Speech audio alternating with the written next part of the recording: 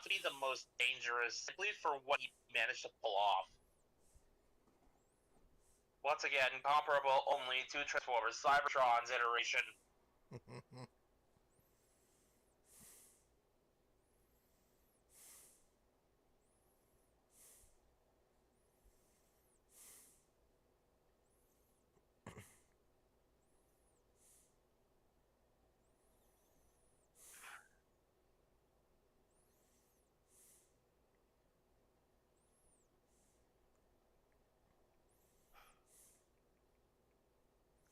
So I found something odd yet funny. Alright, So let's hear it. from the creator of Inuyasha and Ranma Half, there was a manga that they made way back when.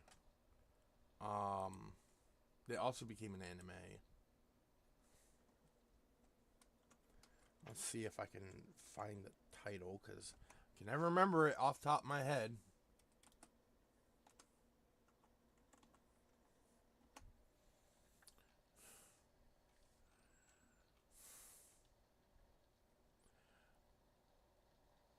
Urusei Yatsura. Huh. It's about a alien Oni princess who challenges a high school student to determine the fate of Earth. However, because of a misunderstanding, she believes she is now engaged to him. Oh boy, here we go again. Yeah, it's one of those. Although I will say it's not like it is not like a typical harem, because the main character is 100% a pervert, and the only person that puts up with his shit is the fucking alien. That's mostly because she can electrocute him if he gets too handsy.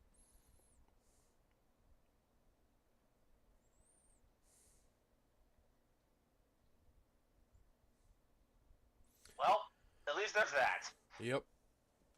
But I did find something interesting in this series. There is a character named, if I can find him,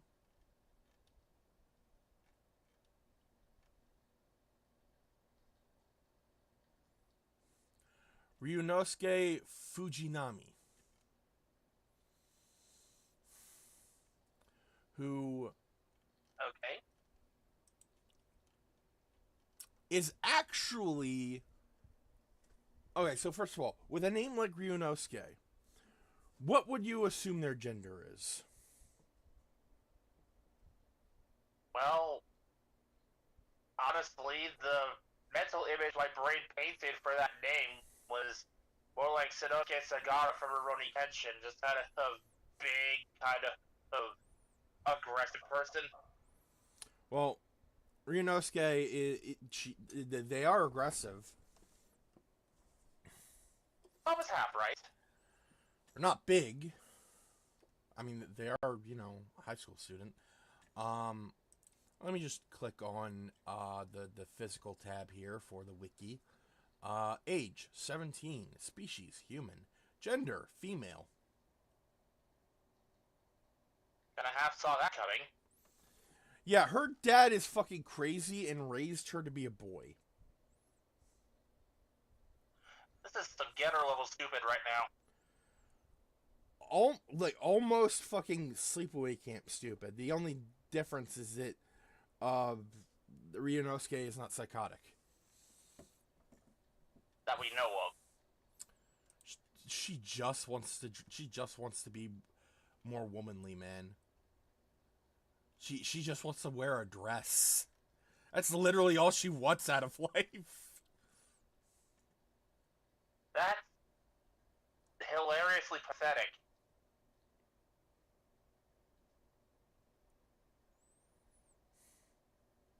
It's like, yeah, and when you eventually accomplish this dream because it will happen. Not if her father has anything to say about it. The car crashed away from being fixed. You would think, but this man is a master manipulator. Damn, that was a dark joke. Yeah. Ow, ow, ow. Oh, still sore.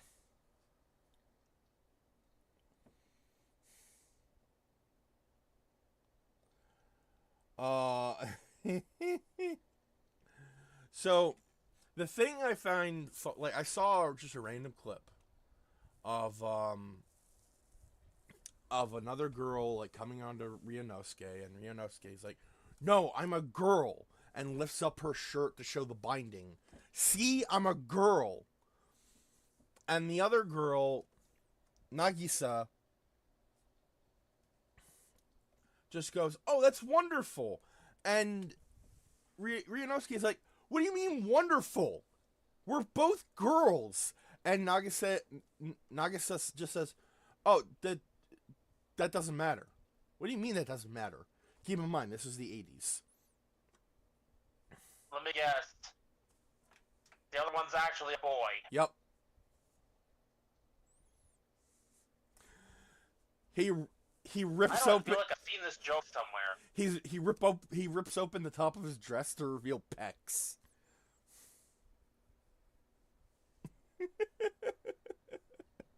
I swear this joke is familiar. Have I seen it before somewhere? You might have. It's made the rounds. What's funnier is they are technically a couple by the end of the series.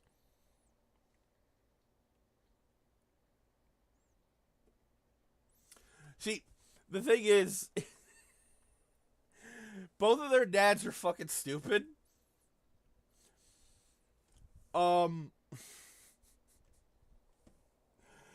Nagisa's dad wanted a daughter to help run his beachside shop, while Ryunosuke's father wanted a boy to help run his shop.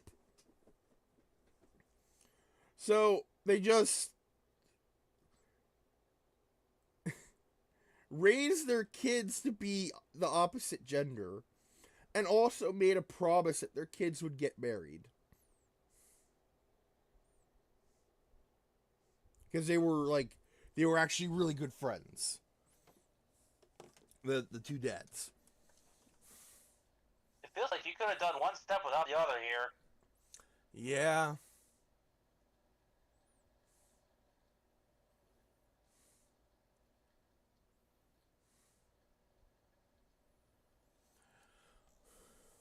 And, like, part of the reason why Ryunosuke even, part of the reason Ryunosuke likes him is because it's one of those things where it's like, because she was raised as a boy, she has this mindset that if she's gonna, like, marry anyone, they have to beat her in a fight. I reiterate, this is some Getter Robo level stupid going on. Nagase is a championship sumo wrestler.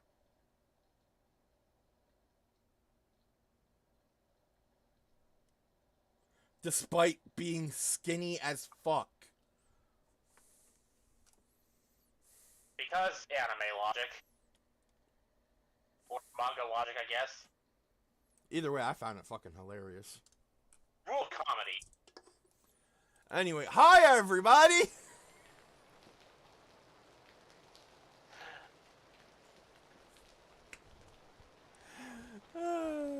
Right, this time it wasn't me with the massive tangent.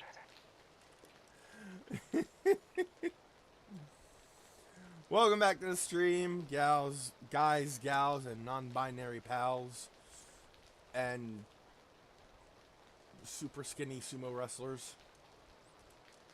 I'm sorry. And also various robot vampires mistakenly flouted as the audience. Get out of here, Galvatron. We are here once again to stream Castlevania Symphony of the Night. as since Taro and Webb are still on sabbatical.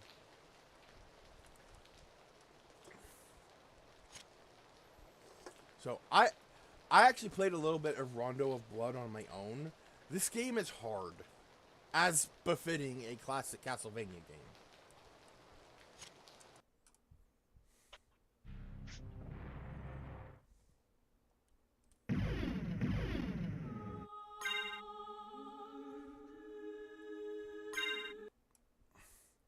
Alright, so I believe...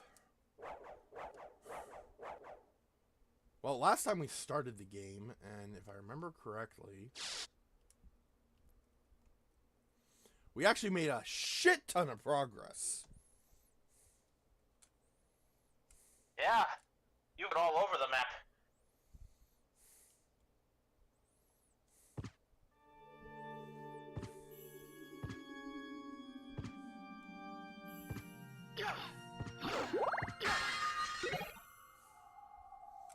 And now we continue our journey through the castle.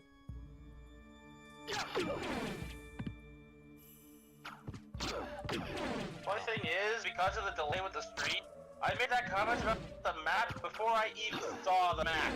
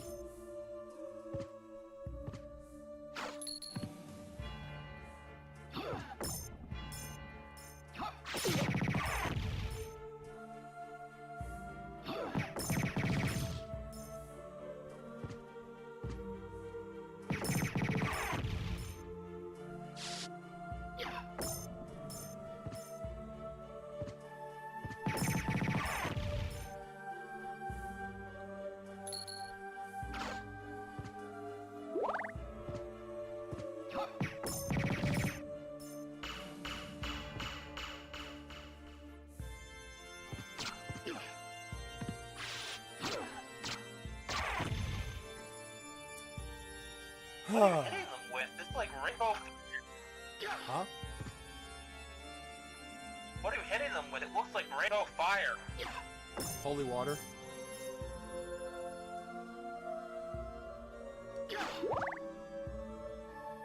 Logic.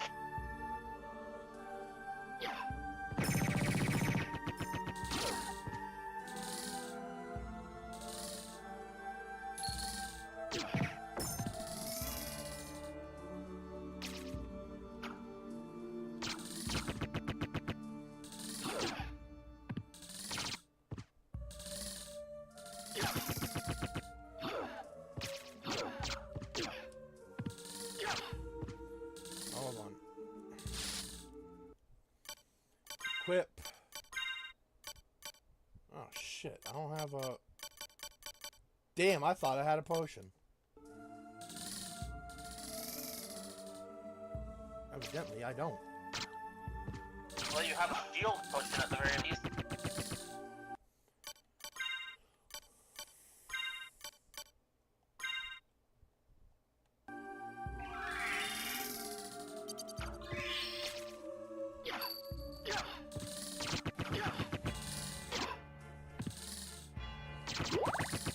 Oh, that's actually very useful.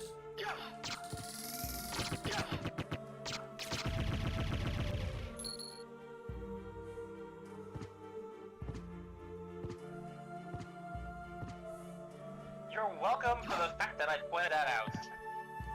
Thank you.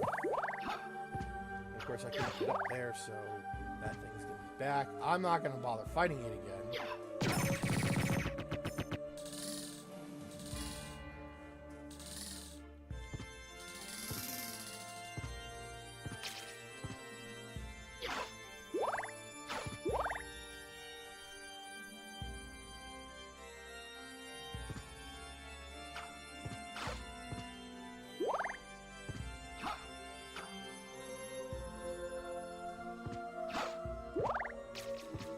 Oh shit. Boomerang. No, sorry. Skelerang.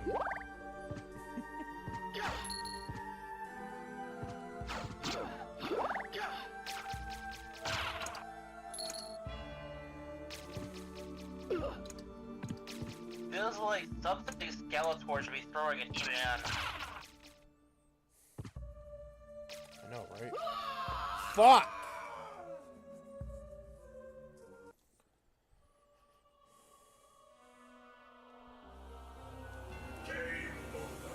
This is gonna happen a lot. In fact, it's already happened a lot.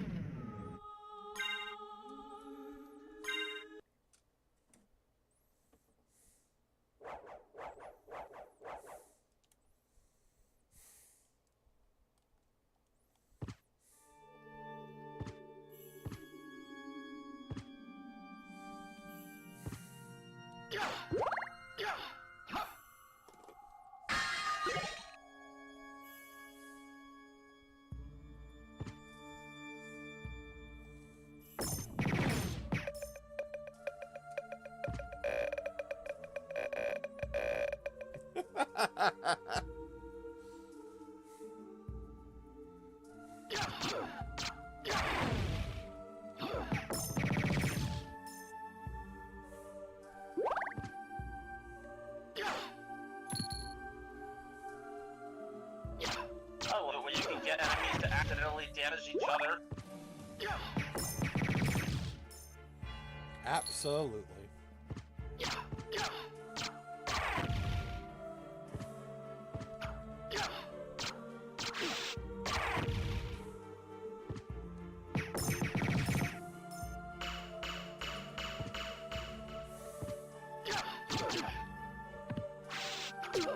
So,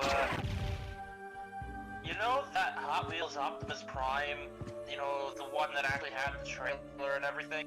Yeah. They decided to reuse the mold, made a new trailer for it, and are going to re-release it as Ultra Magnus. Huh.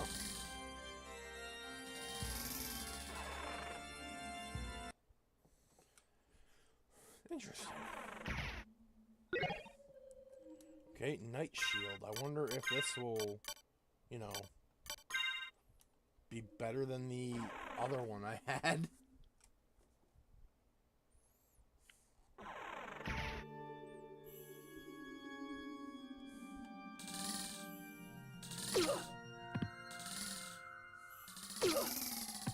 Okay, I think it's actually being, you know what? Never mind.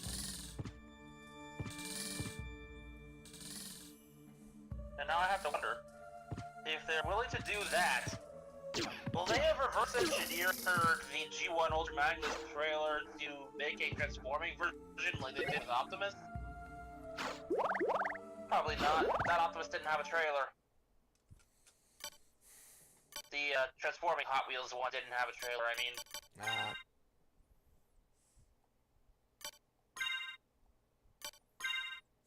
It was basically 90% die-cast, smaller than the original, and just as fiendishly expensive as the original.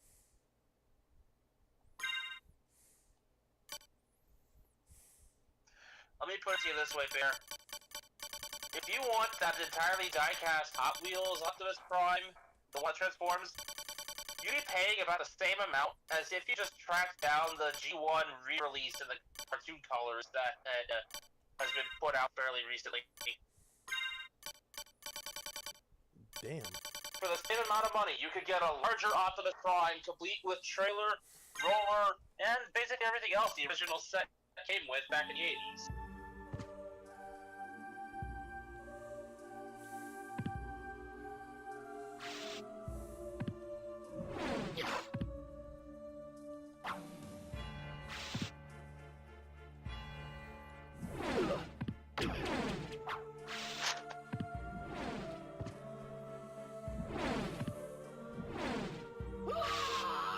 Fuck!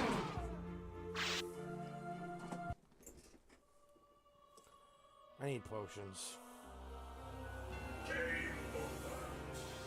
There's never a shopkeep selling these things when you need them. Well, there is, but he's in the library halfway across the map. And I thought I had a library card that would teleport me to him. I said when you need them. That's true.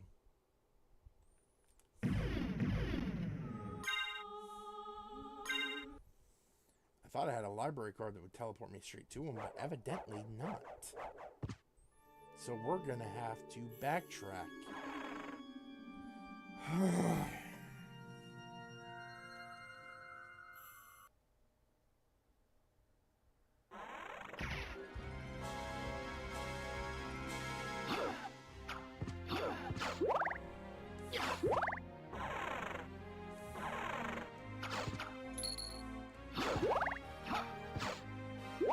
This game will absolutely kick your backside.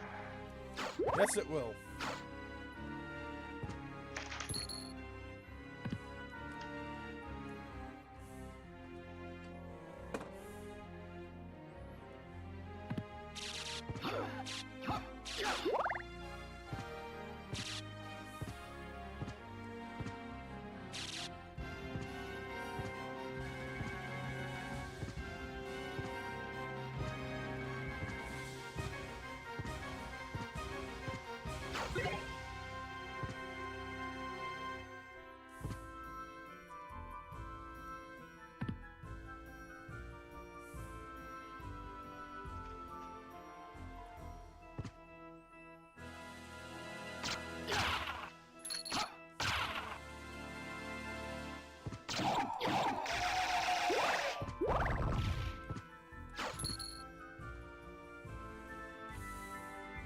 In other Transformer news, I mentioned this before, but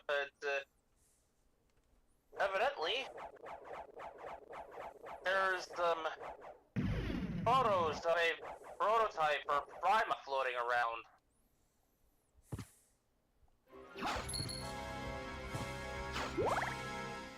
Right, I heard about that. In fact, you're the one who told me. I brought this up earlier today. Yeah.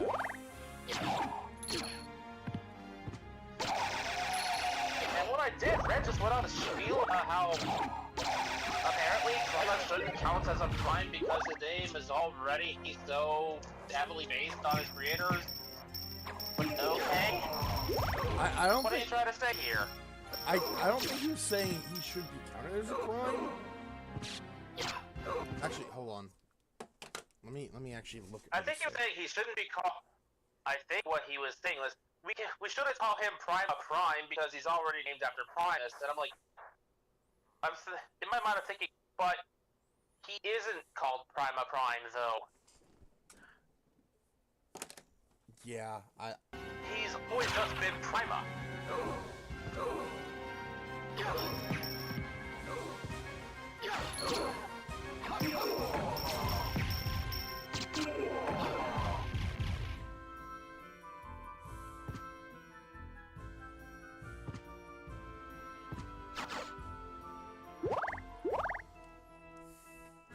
For those not quite as versed in Transformers lore as those of us at the Bear Cave, let me explain who this guy is supposed to be.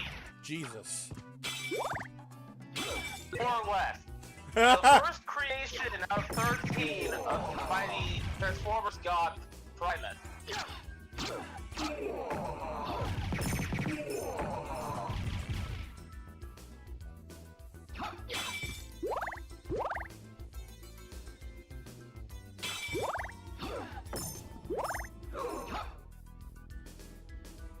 In order to fight off the Out of Darkness and Destruction Unicron, Primus created 13 bots who would be the original Transformers in terms of the in-universe mythology.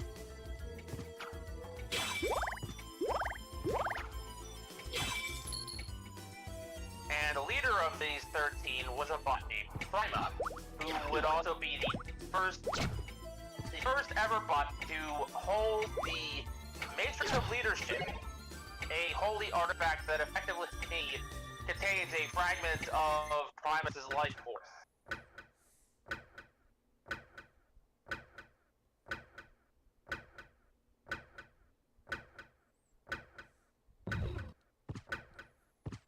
Oh, the clock actually... Interesting. Well, nothing we can do about it right now. What's going on? That giant clock is actually moving.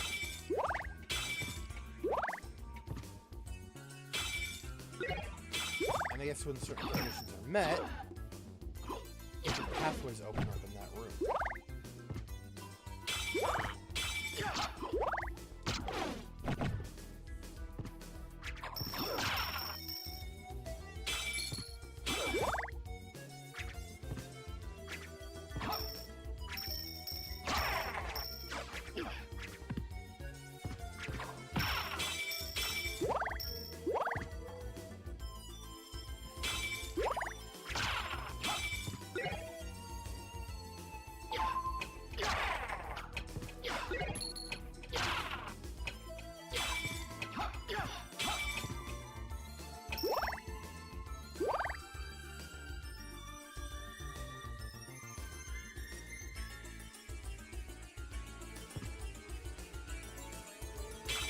So yeah, between Vector Prime, who came out this past year, The Fallen, who we know is coming next year, and Prima, who very well could be next.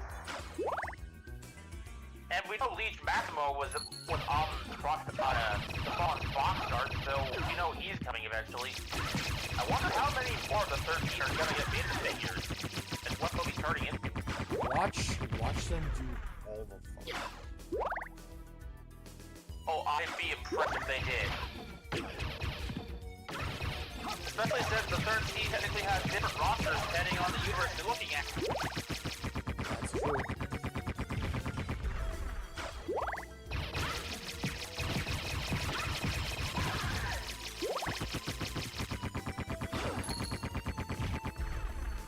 Case in point, Vector Prime only sometimes is a member of the 13.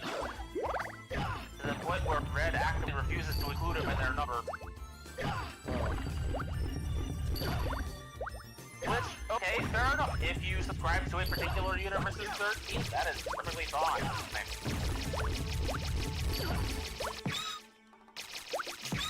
I personally include Vector Prime in my roster, but hey, you may instead want to replace Vector Prime with Alpha Trion or something.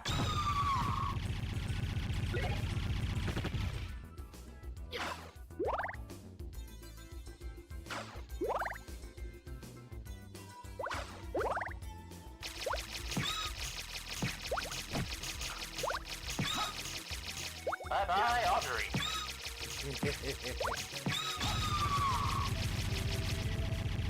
What's weird is that I think that one had the number 57 carved into its pot, so Audrey 57? I swear, I swear. 58? They grow these fuckers in a lab, I swear.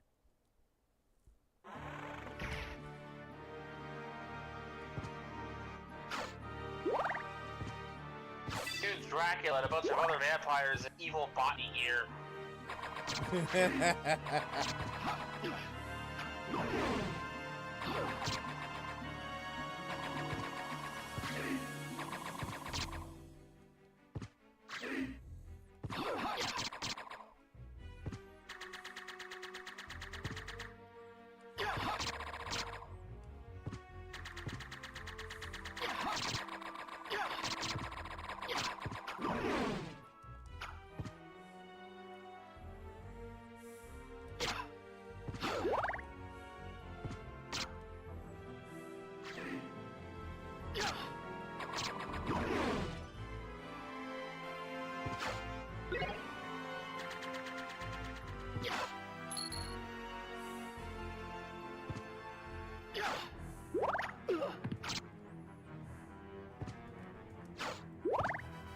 Gotta be someone to kill this prick.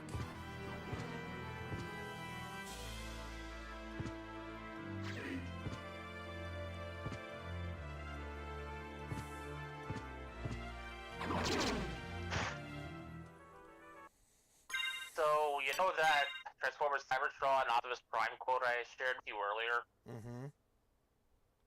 Red's basically, he gave me the equivalent of like this defeated sigh with him mentioning that because it came from Cybertron, Optimus, it's not, that line will not appear in his rewrite.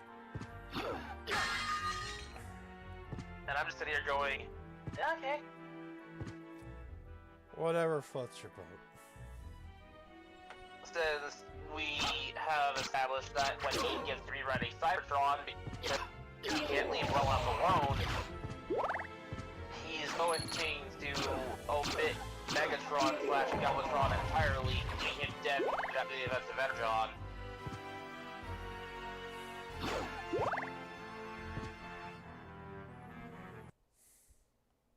And I just chosen to refrain from saying you could just use the line earlier in the timeline.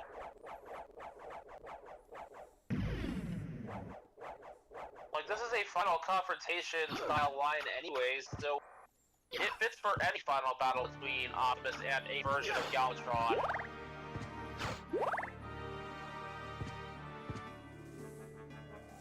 Also, can I just say, I love how he keeps trying to muscle in Blastburn Prime into, like, I know, right? and I'm just sitting here like, oh, he doesn't know what I'm gonna do with Burnout.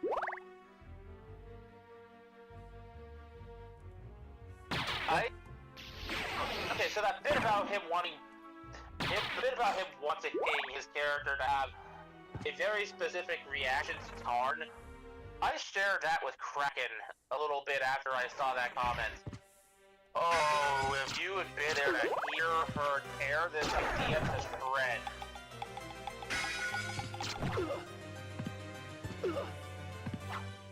Short version is, she basically said, yeah, if you're going to react like that, in any way to the possibility of Tarn being there, if you can convince yourself he's there, he doesn't actually have to be there.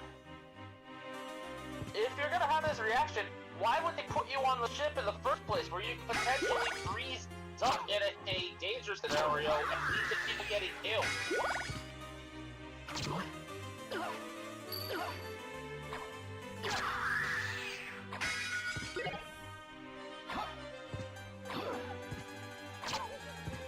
Especially since, given the nature of the mission, the Council has to acknowledge that versions of Galvatron, Tarn, Megatron, or other Decepticon/Renegon leaders could materialize.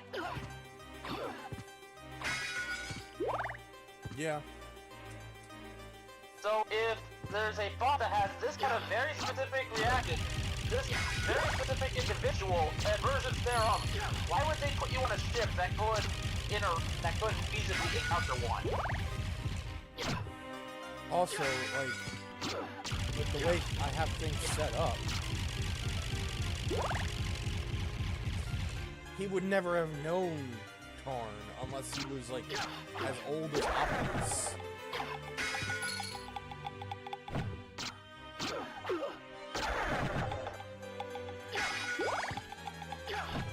Yeah, there's also that.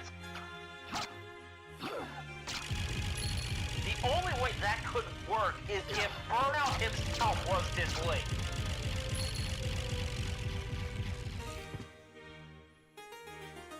And I mean, like, Burnout is basically just Rodimus's assistant. And a potential candidate for the Matrix. Young Master Alucard, how may I serve you? And he does assist the crew on some endeavors, but that's about it. How about this? Yeah, potential candidate, but Rodimus has some issues with his Burnout general attitude. Anyone who wants the Matrix shouldn't have it.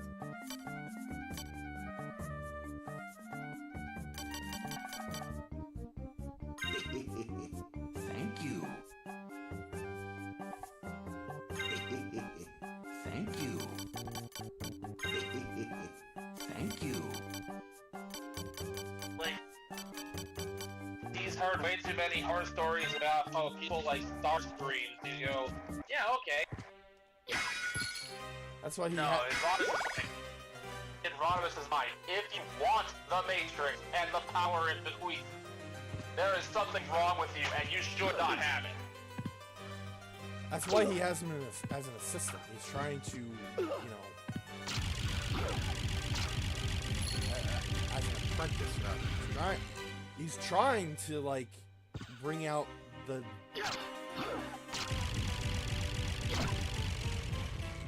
better qualities that he knows his bot has. That naive desire for leadership aside, this kid does have some genuine good qualities to him. He's a loyal friend. For one. He's got potentially a great tactical mind. You just gotta hone that a little.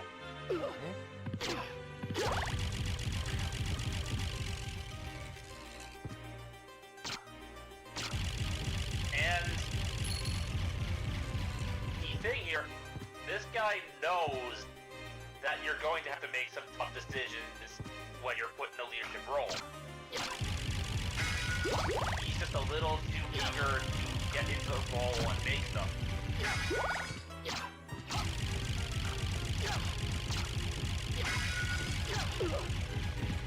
Rodimus sees great potential in the mind, but as he is now, he would make a terrible prime.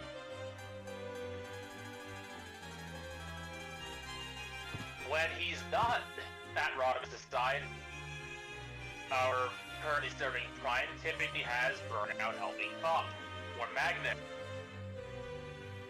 When Magnus is back on Cybertron, because I don't know if I established it yet, but Ultra Magnus is overseeing Earthbound. Which makes sense, Metropolit's still there. Yep. How about this? And because there was no hate fling in this universe, he didn't have to get shut down. Yep. So there's no question of whether he was terminated or just had to be put in the station.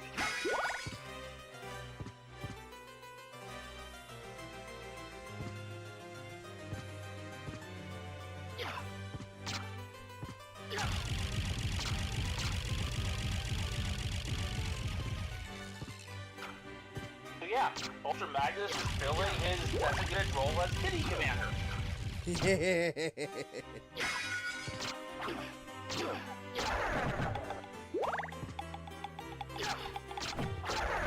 So I'm farming for money at this point so I can buy more potions.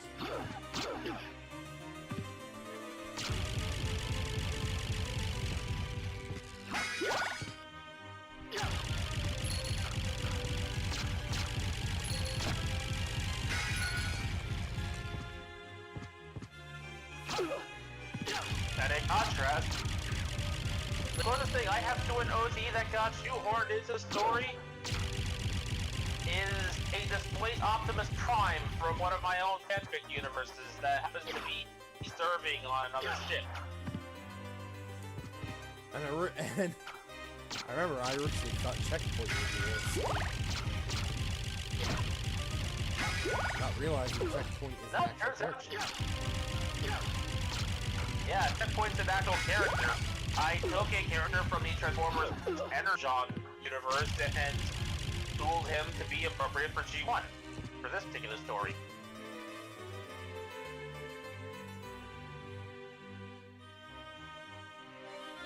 I'll admit a lot of what makes this version of Checkpoint came from me and not his own, on Wiki bio, but by and large, he is what I found over there.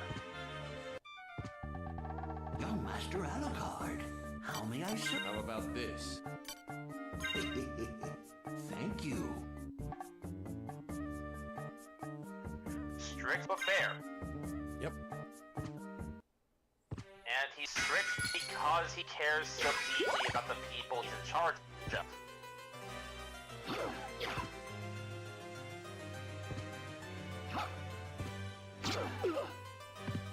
I still remember you bringing up like Checkpoint and finally just letting Metal Hawk have it. Yeah, because Checkpoint doesn't like Metal Hawk at all. And he even kind of like not necessarily decided to break back, but he does say it's not entirely his fault either. And I remember reacting to that breakback cry.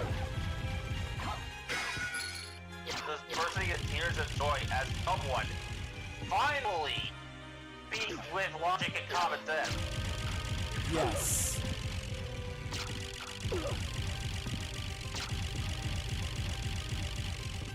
borrow a joke from Dave, but he has 3 weapons. One named facts, the other logic, and the third one common sense.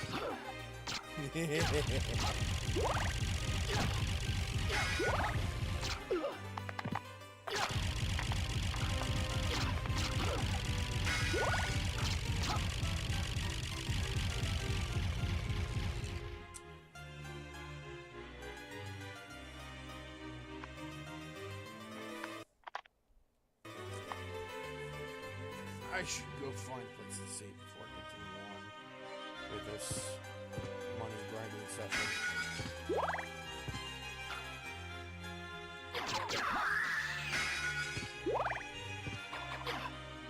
Oh boy, he's still going.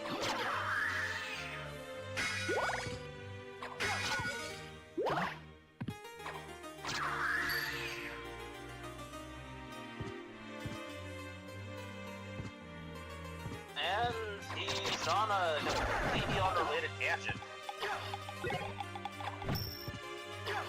So you know the old Combiner Wars Megatron?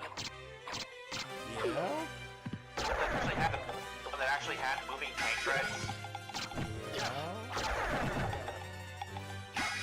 Red is basically going on about how he's surprised that Hasbro and Takara never redid that mold in G2 College. I'm holding my tongue, but my answer is they kind of did. They made him into Armada Megatron, who uses the G2 color thing, like the G2 color palette. Not necessarily in the Canva style, but really when you think about it, look at Armada Megatron and tell me he doesn't have some cues from G2.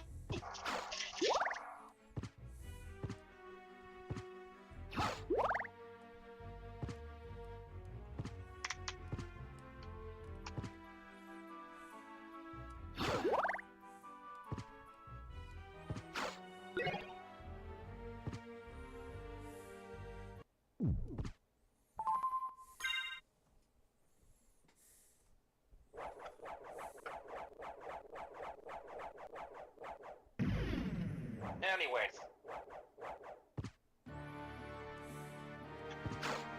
Yeah. Facts, logic, and common sense. The 3 most powerful weapons anyone could ever wield. Good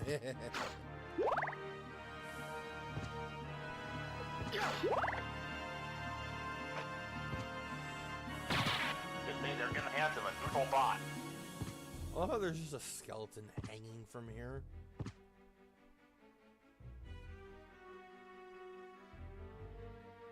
I think in the original version of the game, he was hanging by the neck. I think they changed that for obvious reasons. Yeah. Not with a pizza delivery guy.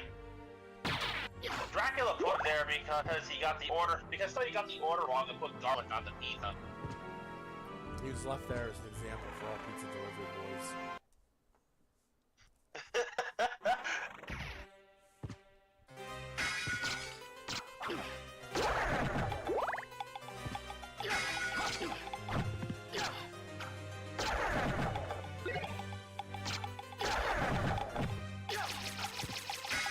So Dracula's not a complete buster. He did give the man his tip. He had to give it to his family, but yeah.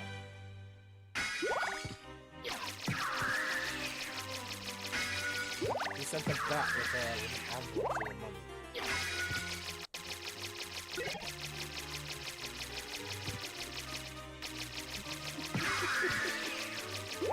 There was no explanation, just a bat with an envelope full of money.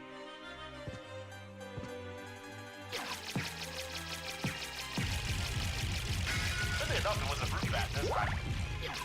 I love the idea of Dracula with the same superior bats. And they're usually fruit bats. most of the time when he's corresponding with someone, it's someone that's, you know, human. Can't exactly, you know, kill them. Even if he does hate all of humanity.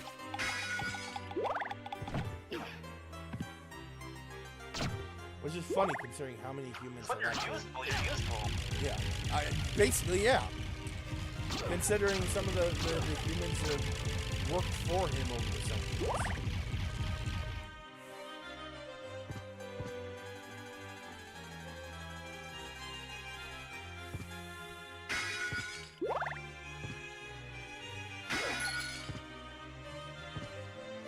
I love how the books bleed letters when they die. How may I serve you? How about this? How about this?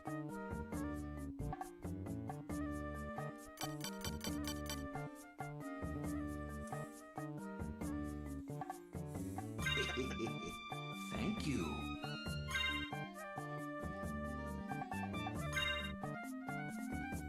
And, yeah, to make this abundantly clear, when I consider her checkpoint that his batch of neutrals, I took a lot of inspiration from the Korean migrant fleet.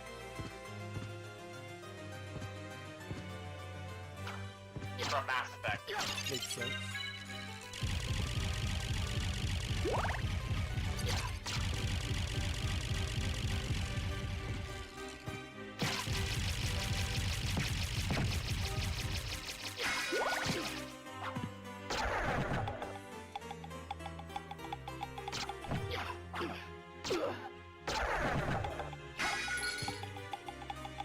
To be like the polar opposite of the guys who got sent to Paradron. Okay. Instead of having a stable planet with lots of energon, these guys were constantly on the move and had to make the best use of their resources possible.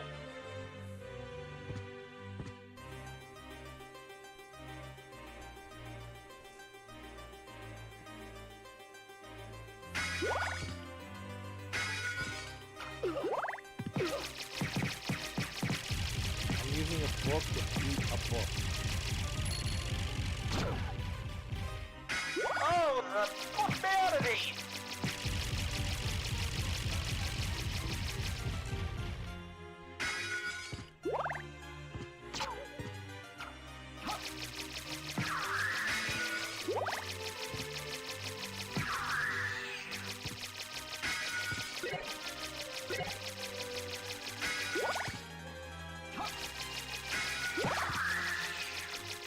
It's funny how just the Holy Bible can just like fly around you and just beat the shit out of monsters.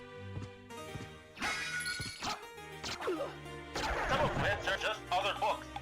There's a joke I can make here about using religious texts to great knowledge and keep people stupid as subservient, but that's beneath me. Also considering it's kind of the flip side in this scenario.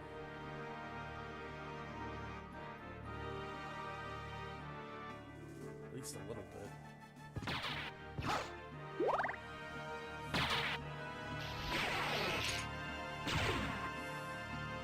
Yeah, fair enough.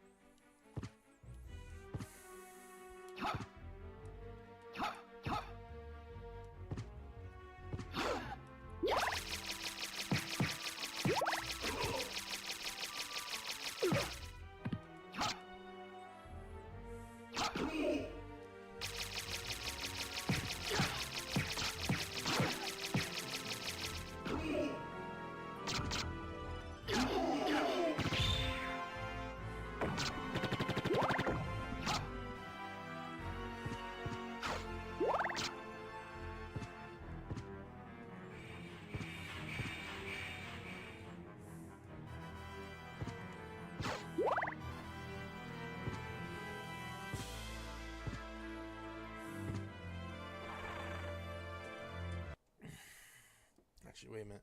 I should probably save before I head in there. I don't want to lose all the Good idea. Don't want to lose all the items I got over the past 50 minutes. It's already almost an hour in. God damn.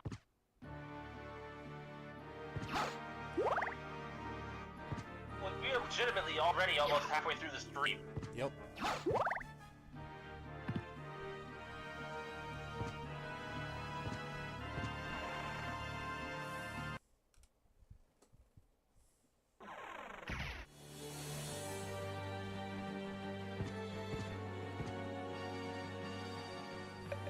So,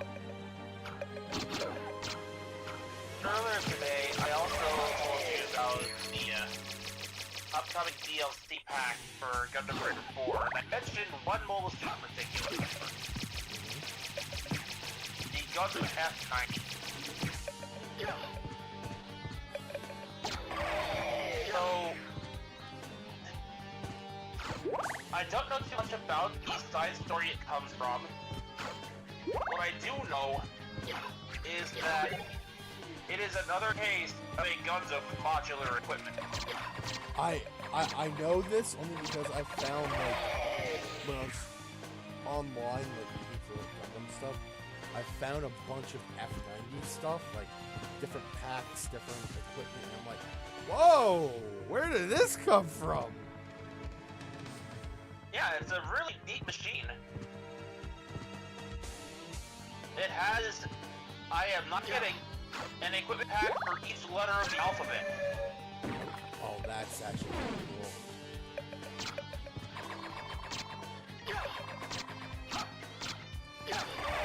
So, yeah, once again, the G Savior kind of spawned something very similar in the Universal Century, which technically would have appeared before it did.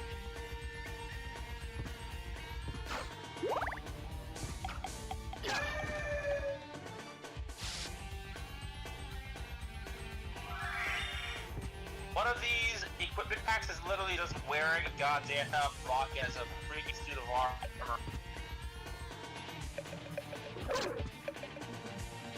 Like, imagine strapping the front cone section and the thrusters of a cartoonish rocket to the front and back of your mobile suit, and you have this equipment pack. It's to get the machine out of atmosphere.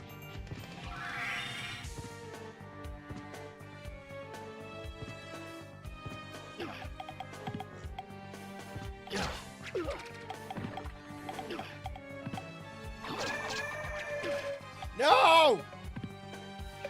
Fuck! Also, I am, like, almost dead.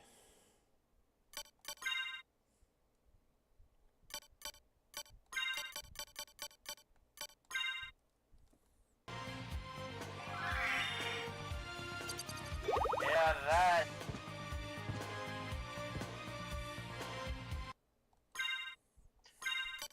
that looks painful.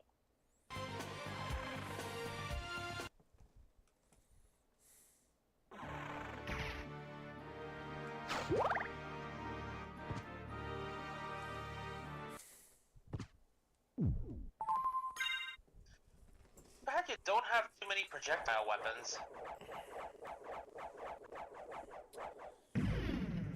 Most of the projectile weapons are the sub weapons. It's like, imagine how useful a crossbow or something would be in that situation. Well, in Dawn of Sorrow, you actually get a gun. Because it's set in, like, 2038. Fair enough. But, like, I'm just thinking, yeah, get yourself a crossbow, and with a bottle of holy water, you dip each arrowhead in the holy water before firing the bolt.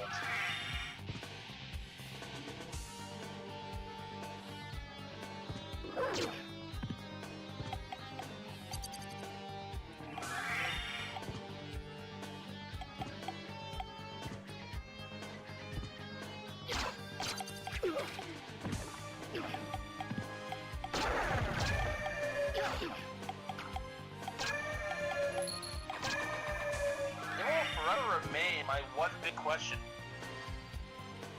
Why do these protagonists never think to keep a bottle of holy water just to pour some on the tip of their weapon before actually fighting with it? The way you would poison a blade in, like, the Elder Scrolls or something.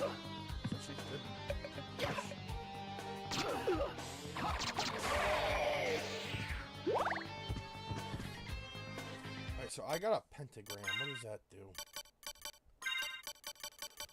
Damages all enemies. Cool.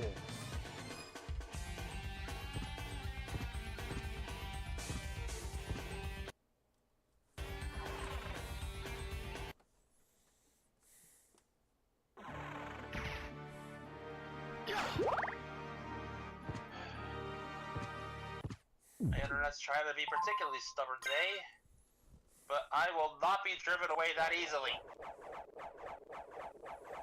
I will not be silenced!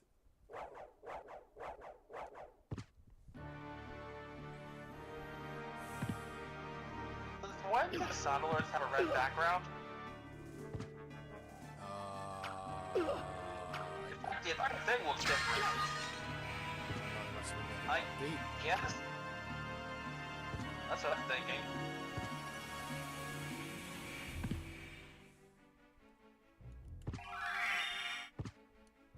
Let's see. Let me try using one.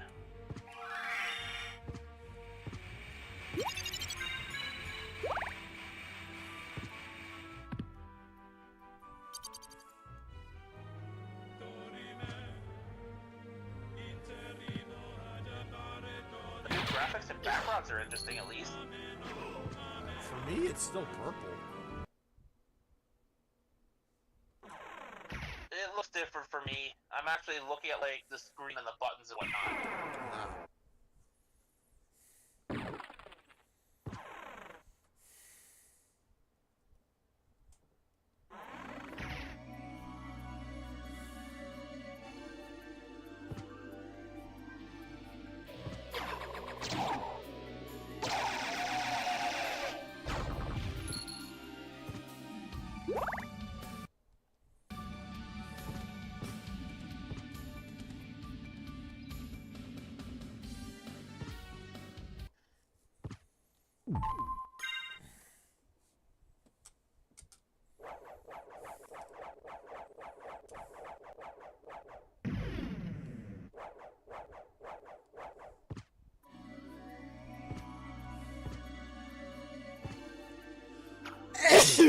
Oh.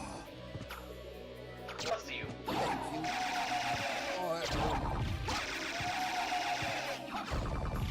Been there, done that. Bought the t-shirt.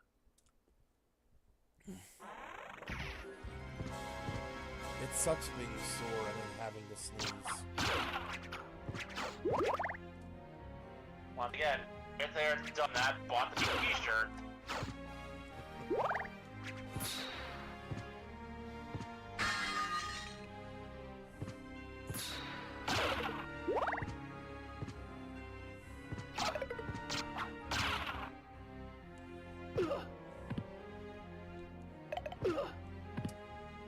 Okay.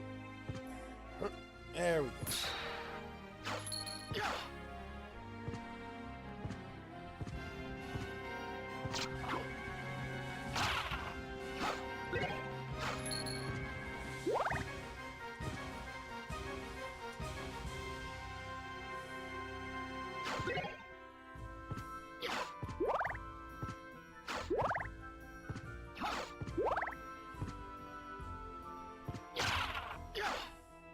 That one sounds like play. Da, da, da, da, da, da, da, da, da, da, da, da, da,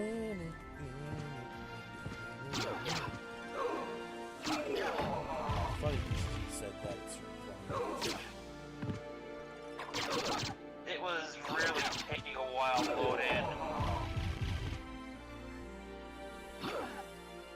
Would have played about 20 seconds earlier had it loaded in when it was supposed to.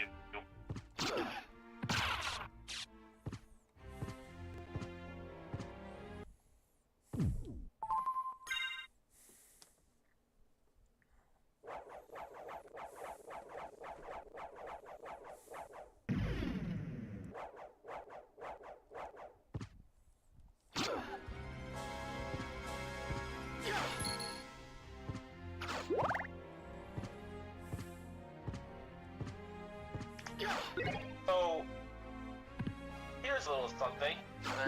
Still off topic, but I'm just making conversation at this point. A few days ago, maybe a week or two, I ran into a question on a Digimon server, that's not part of the usual group, the Shrug Squad. Mm-hmm. And the question was, what concepts, like what previous concepts would you like to see revisited in a future Digimon anime?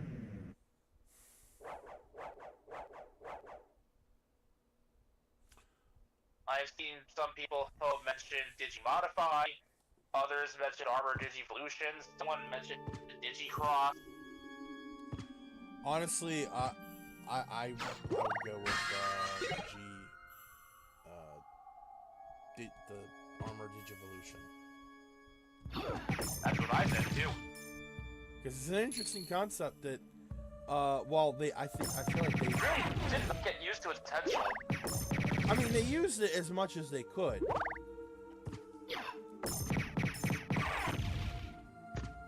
But there was still a whole lot more to it that they could have done. Like cross armor evolution. Exactly. So, fun fact, each and every Digimon that had armor evolutions in that season has an evolution for each Digi-armor.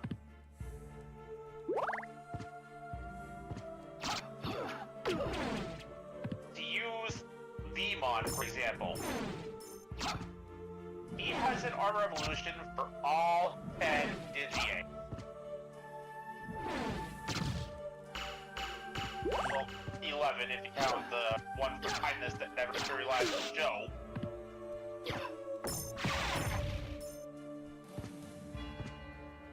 Heck, Wormmon never got to armor evolve, period!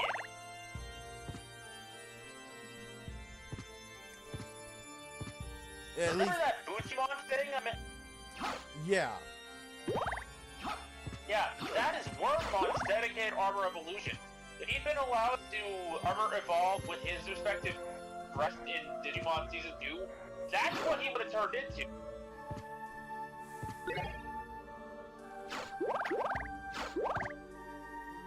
Interesting.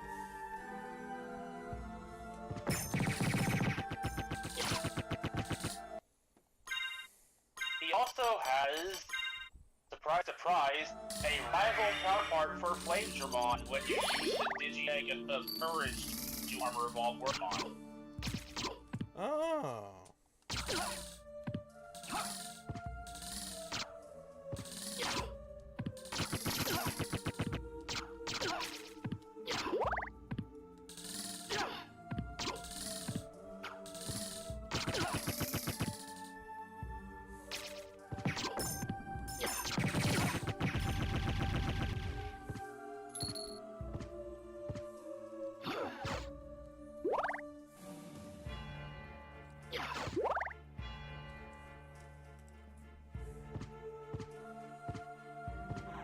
Actually, I think I may have seen it.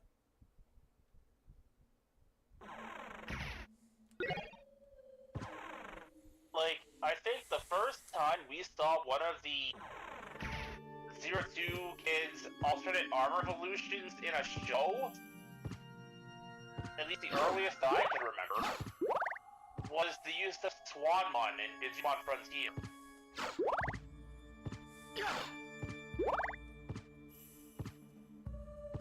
Swanmon is what happens when you use the Digi-Armor of Love to Digivolve a Gothmon.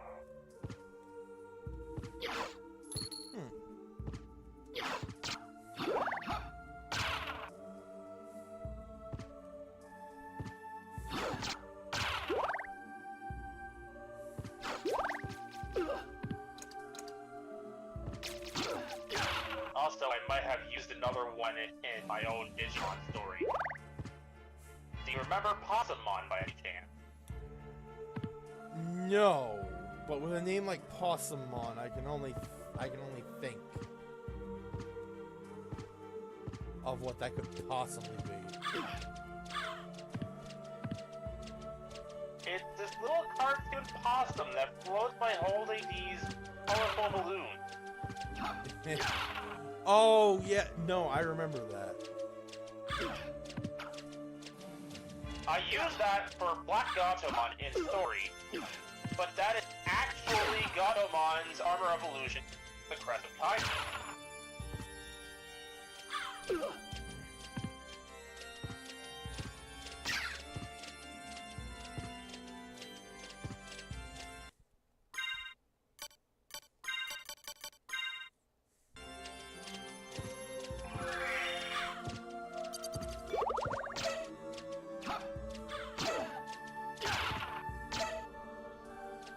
It's funny enough, it works for Black Gatomon the same way the Miratamon works for Gatomon with it, how much their design language carries over.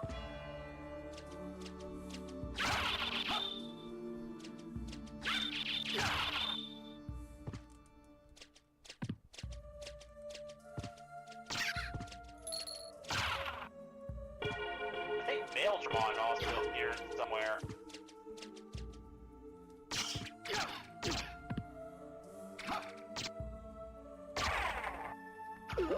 Maildramon, like chainmail, armored.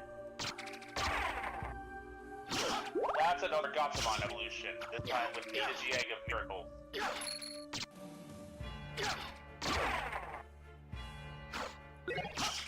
It was either Miracles or Fate, one of the two.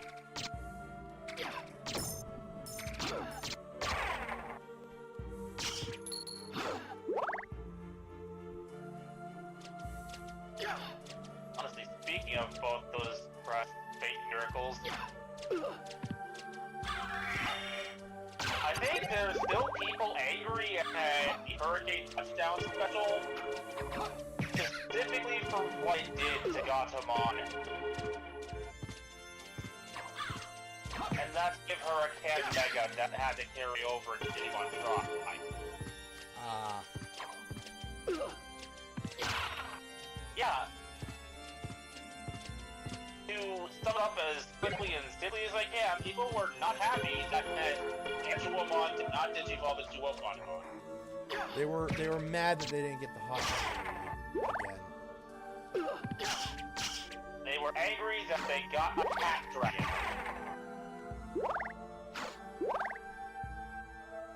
And the main argument was, but it was Angelomon in the video game! You mean the video game that came out after this special? For the PlayStation Portable?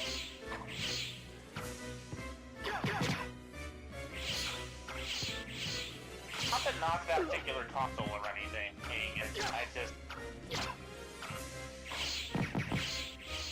I don't know what it was like or what it was capable of. Apparently it was kind of unusual.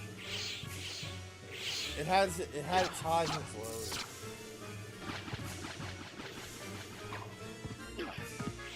That's like any console.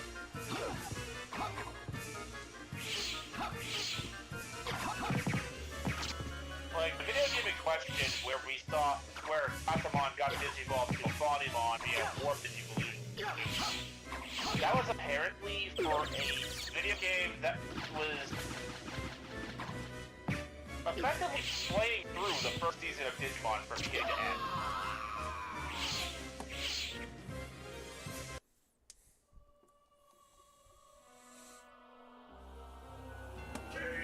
When was the last time I saved?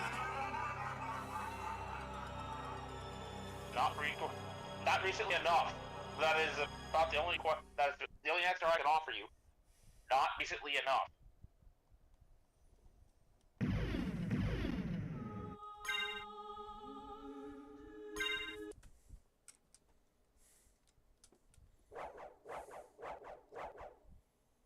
Okay, still in the Royal Chapel. Although a lot of our progress has been undone. Like I said, not recently enough.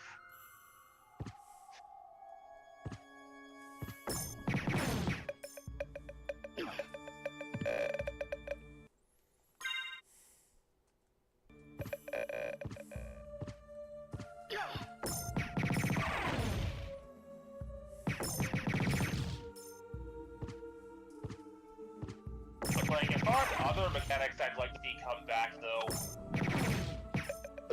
Hang on, I'll be right back. Oh, okay.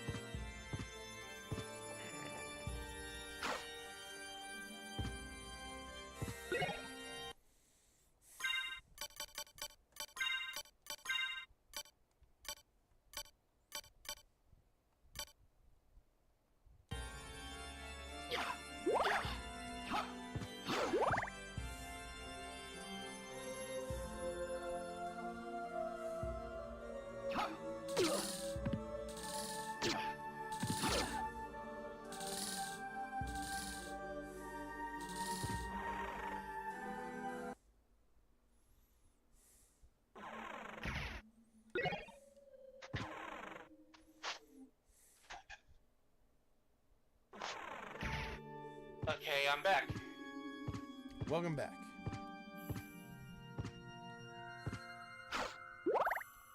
That was a heart attack and a half I didn't need. What happened? I'll leave it at this. It has to do with the lease not being renewed for next year, that's all. Oh.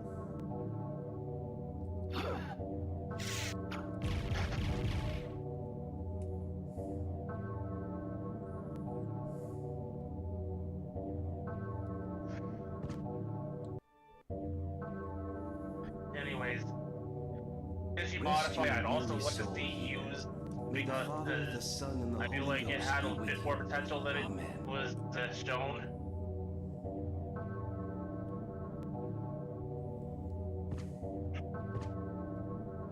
Though not quite as badly as Armor Revolution. Armor Revolution definitely has more to show.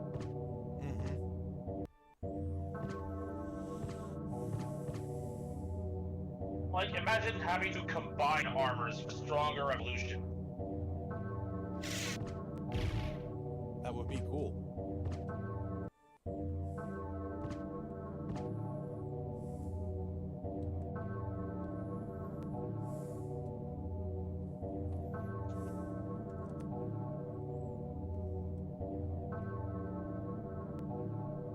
We have joined. Oh? Hello. Hey, Silas. So I'm a little late. I was taking a nap because I was like cold. Ah, you're fine.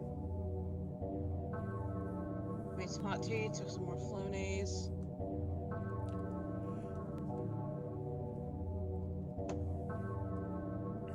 I did start my Animal Crossing data, so I got bored.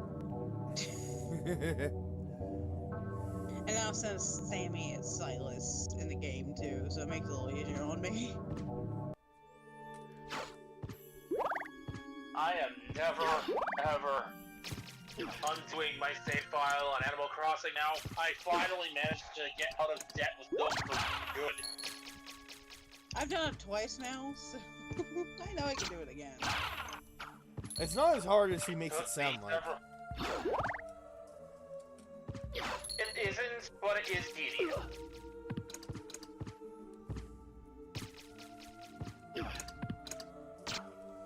I'm working on the 3 houses currently.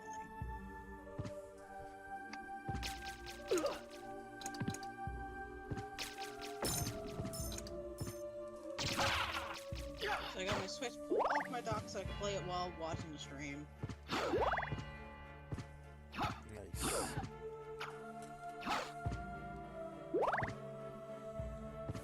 And yeah, my laptop's officially kaput. I've just tossed it because my sibling said it's so old that no one would even buy it for parts.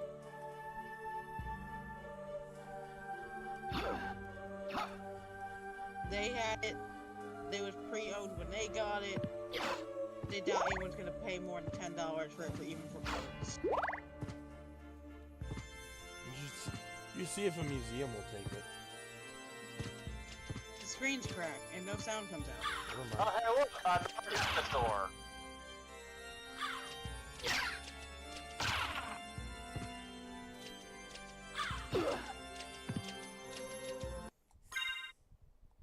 Okay.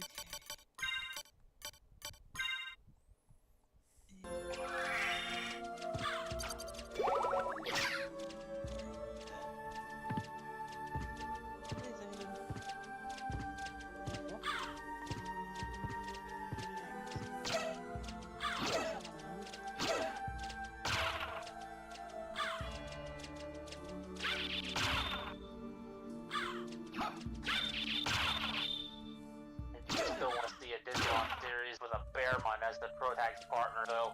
Same. I need to change pace.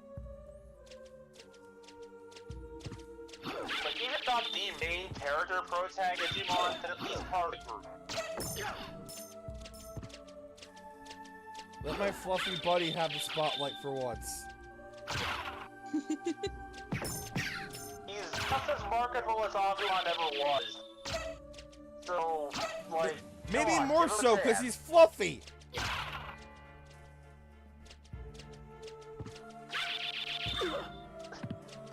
There's that. Like, if there was ever a character that could get away with being an overgrown puppy like Guilmon, it would be Bearmon. Hell yeah. Is it a ghost of somebody? Is that why it's not recognized as a monster? What? The invisible person you're fighting, even when you attack it. Oh, no, I have to attack the sword. It's just that it seems to get stuck on the geometry. See, it's not a ghost wielding a sword, it's a possessed sword. Okay.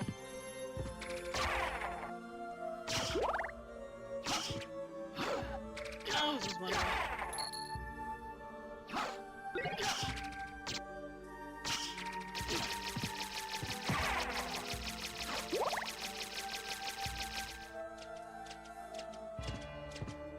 You know what, I guess a possessed sword is still a ghost wielding a sword, just from the inside. Yep. Never mind. You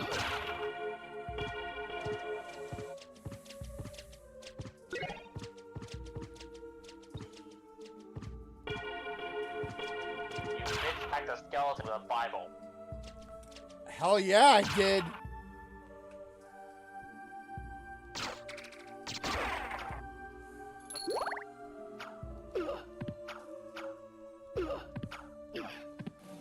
Okay. Save that, but doesn't look like I'll get to it. I will, however, use the shield potion.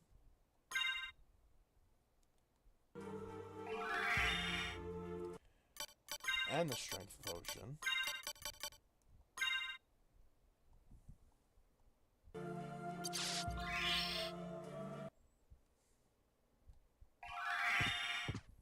So, the last off-topic thing I have for now is, apparently N7 Day this year was disappointing.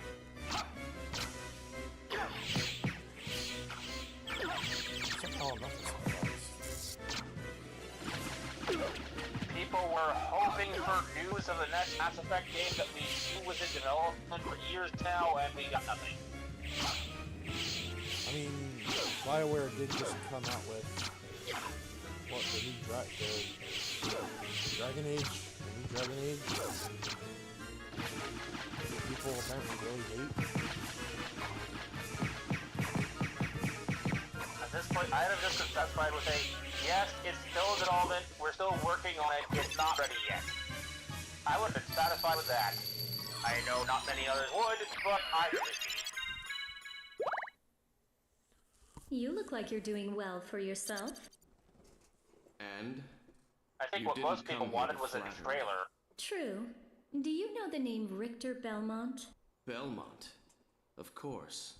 Why? He disappeared about a year ago. I'm sure he's here now. Okay, If I'll you be see right back him, again. please let me know. As you wish, my lady. A gentleman after all. Thank you. I love how when Maria mentions Richter Belmont, it's just a picture of Richter. But when Alucard is thinking of Belmont, it's an 8-bit picture of Trevor.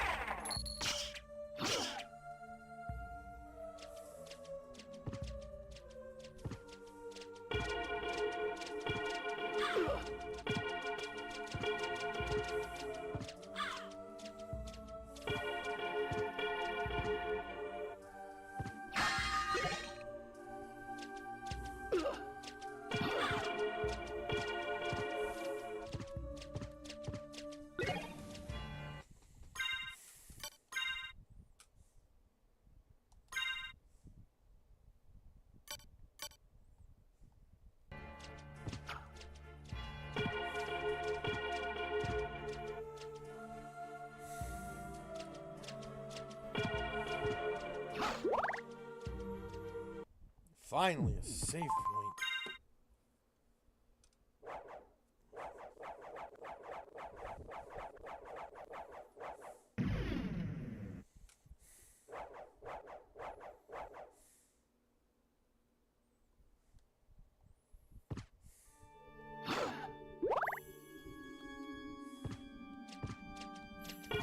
We figured we just make the birthday stream Animal Crossing so you can save your Pokemon stream for something else. Okay. I mean, I don't mind starting the Pokemon stream as a birthday stream.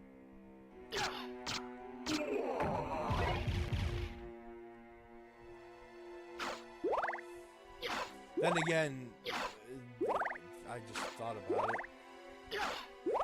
It'd be a lot of me just doing the tutorial stuff before I would even get a chance to play with you guys. Yeah, that's another reason I was like, yeah, let's do Animal Crossing. I thought we were gonna pick up the food and everything again.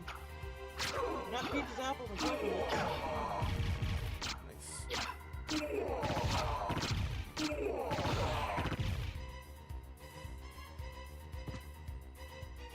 The castle. So we're chopping, so we're knocking wood out of trees.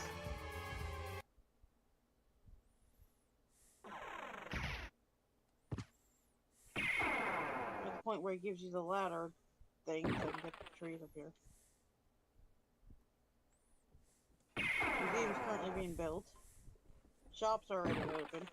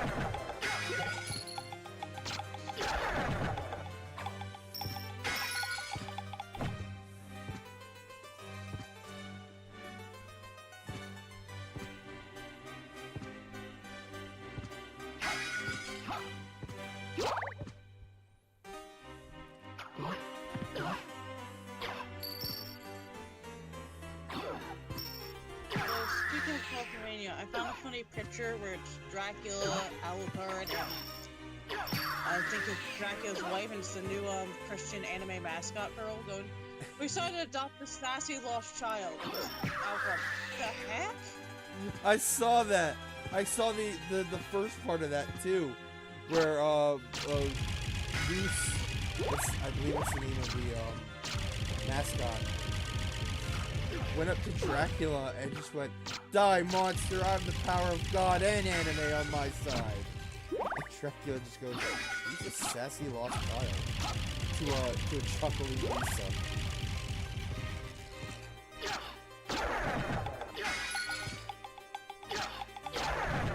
Laughs at that, but we're just an adopt sassy lost child. And Alucard's just like, "What the fuck?" It's T-posing.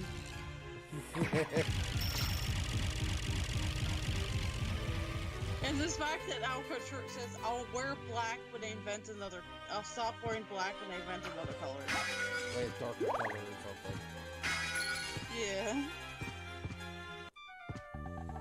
Young Master Alucard, how may I... How about this? Thank you. How about this?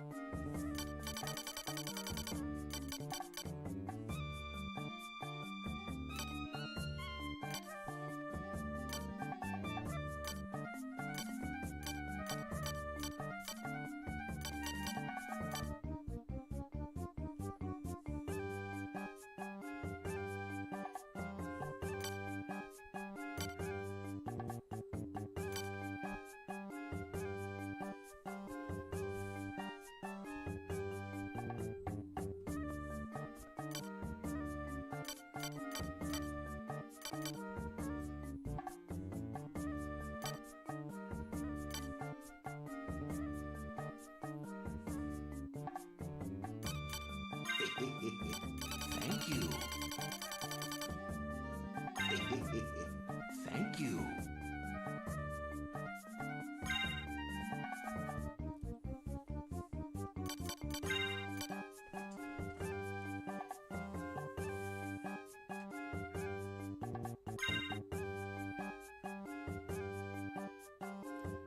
Let's try this.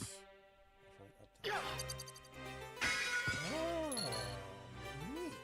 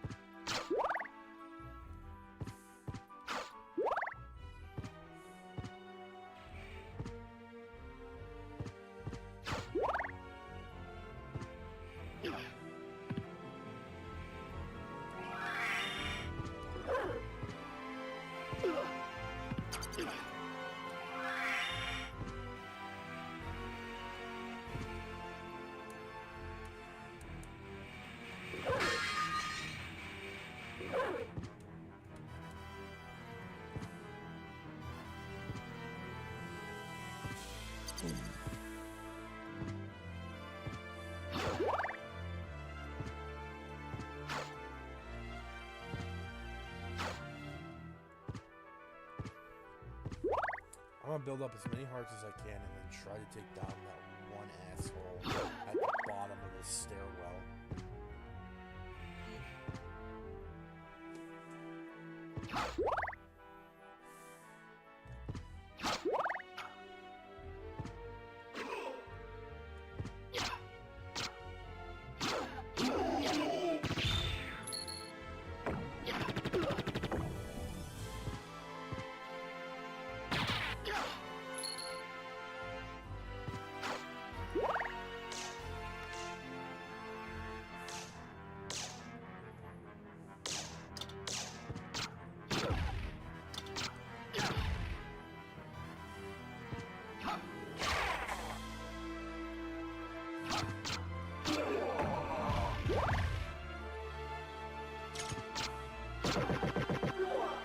Hey boys and girls, we're gonna see how many knives it takes to kill a monster.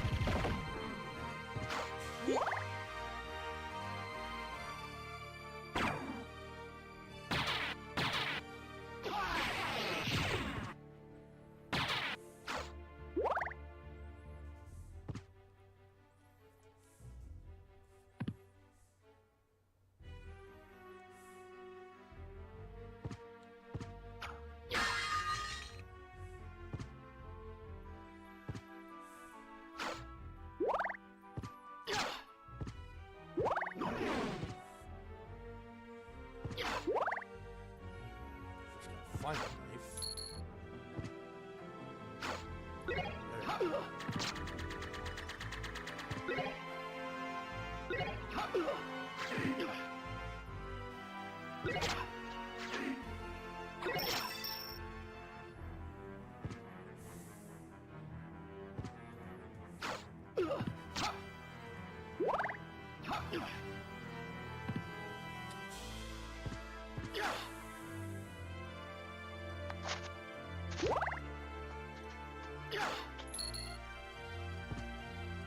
I'm back.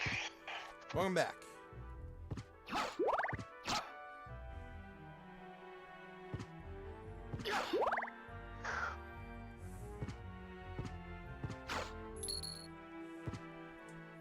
You have not missed much.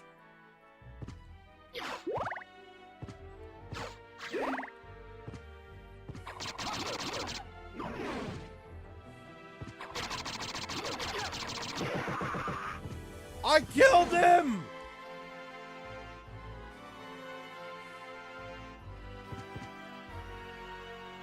There's nothing in here! Oh, wait. Wall chicken.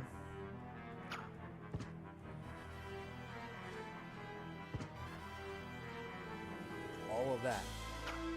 Wall chicken. You know what? I'll take it. These are not the 11 herbs and spices we were promised. But they'll do. I'm pretty sure one of these is penicillin, actually.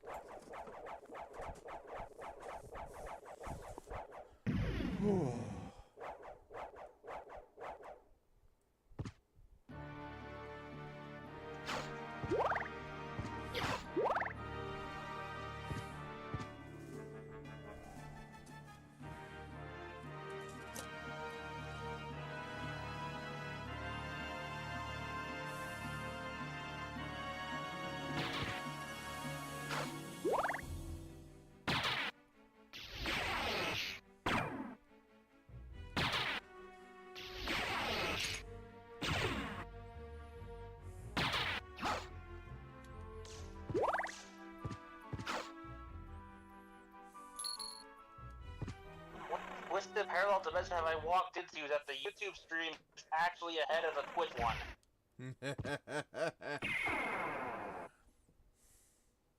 Oh no. It's not a problem, it's more amusing than anything. I've got both open, so I know what's going on.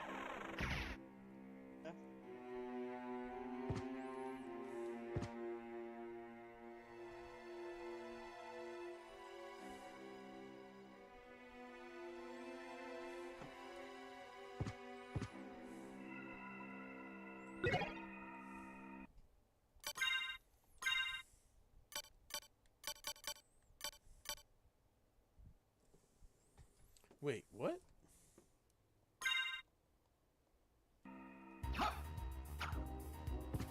The damage went to 0. What the how was that?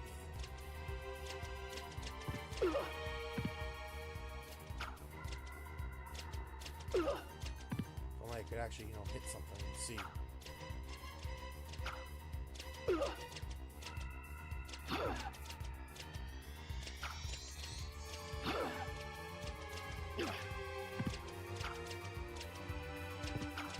Doesn't even hit them. And maybe that's why the attack score is 0. This might be one of those infamous trick items that everybody hates. It probably is.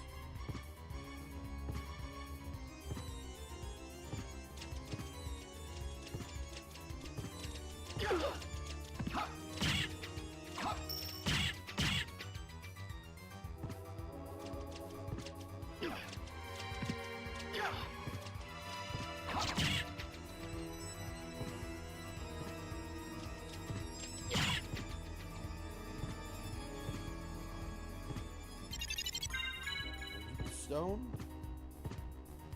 Oh! Double jump! Finally!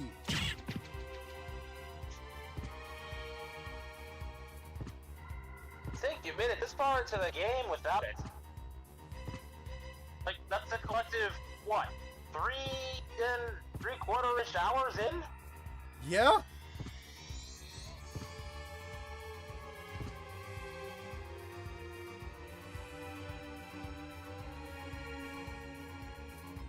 Unfortunately, I don't think I can go any further.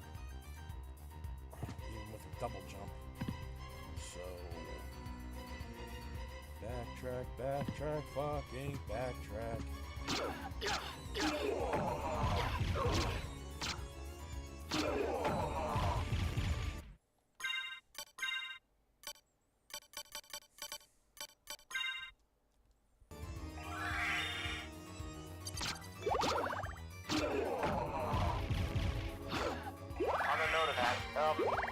When we're done with stream there, I'm gonna want to talk to you about how the build of the Kobold character we were talking about. Right. I did this with Verb. I want to actually build this character like we're making them for D&D games, so I know, where this character's strikes are. Got it. The pet owlbear named Hootie is still going to be a major source of smiles, though.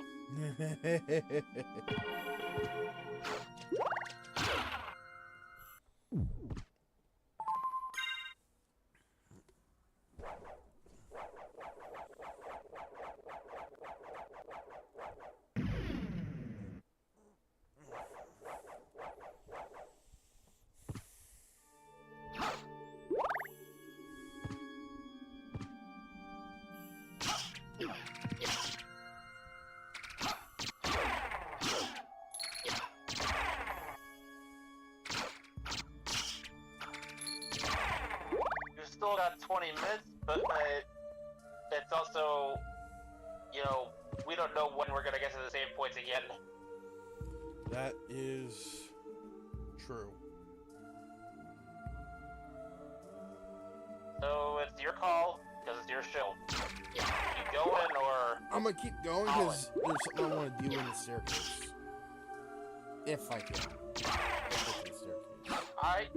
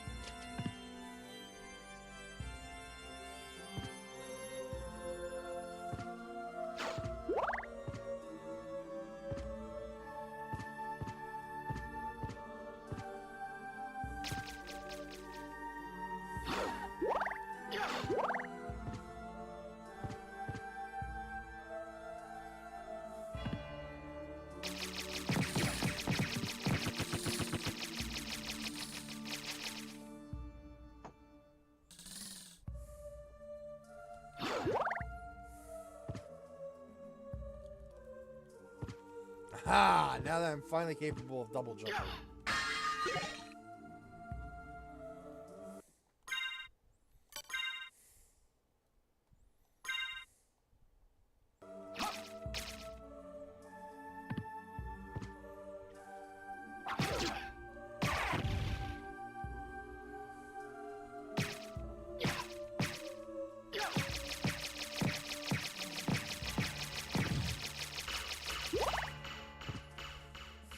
Morning Star.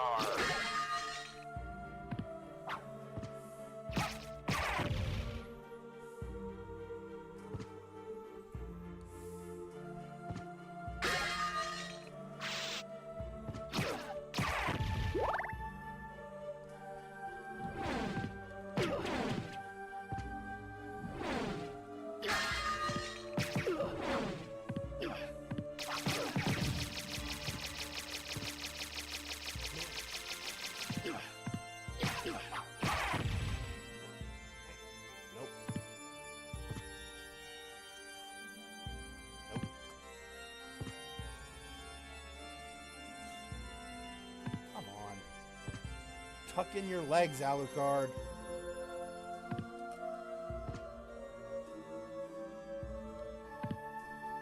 Motherfucker. Damn it.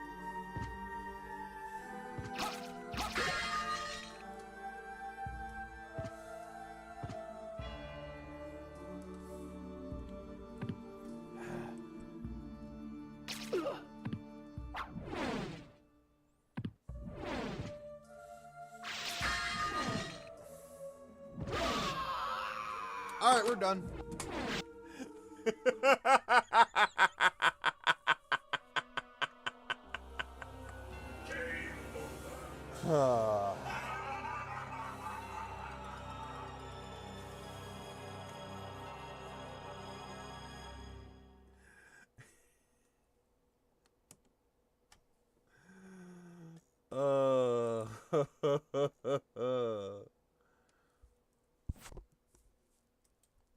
I warned you about that last save point.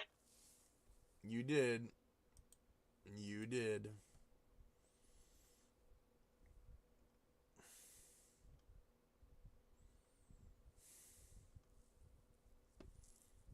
You alright over there? Yeah, I'm fine. I'm fine. Alrighty. Ending slightly early, but I'm not going through all of that again. Thank you all for watching. This has been Vegas Bear 92.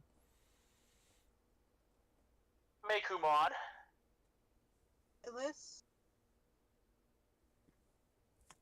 And if you... Well, actually, first of all, we will be back, not tomorrow, because tomorrow's my day off. We'll be back on Thursday with more Kona 2 Broom. And we'll finish off the week with Fallout Friday. But if you enjoyed the stream and what we do, feel free to support us through donations on Twitch or subscribing to the Twitch channel. If you don't want to, or if you can't, because trust us, we get it. We're all broke down here, Georgie. You can support us in other ways instead, such as simply watching the stream, following the Twitch channel, which will grant you access to my Discord if you want it. On the YouTube side of things, you can watch the videos and the streams, like, comment, and subscribe to the YouTube channel, as is where all our streams go as VODs when we are done. So if you miss it, you can just head on over to Vegas Bear, capital V, capital Bear, and it'll be there. And then finally, word of And mouth. of course, it's always... Sorry about that, Bear. Word of mouth. Tell your friends, tell your family, tell your other friends, your other family. Hell, tell your enemies if it means more watchers.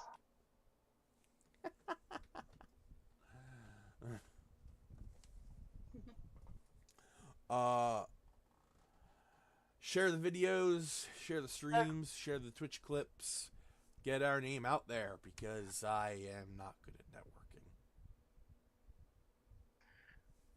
Seriously, that last day of Cavern of Spooks was like, we were at our peak that day. Mm-hmm. Back to form for the first time in ages, and it felt so good. Oh, yeah. On site. On site. That will never not be funny. I watched that clip, and it was still hilarious.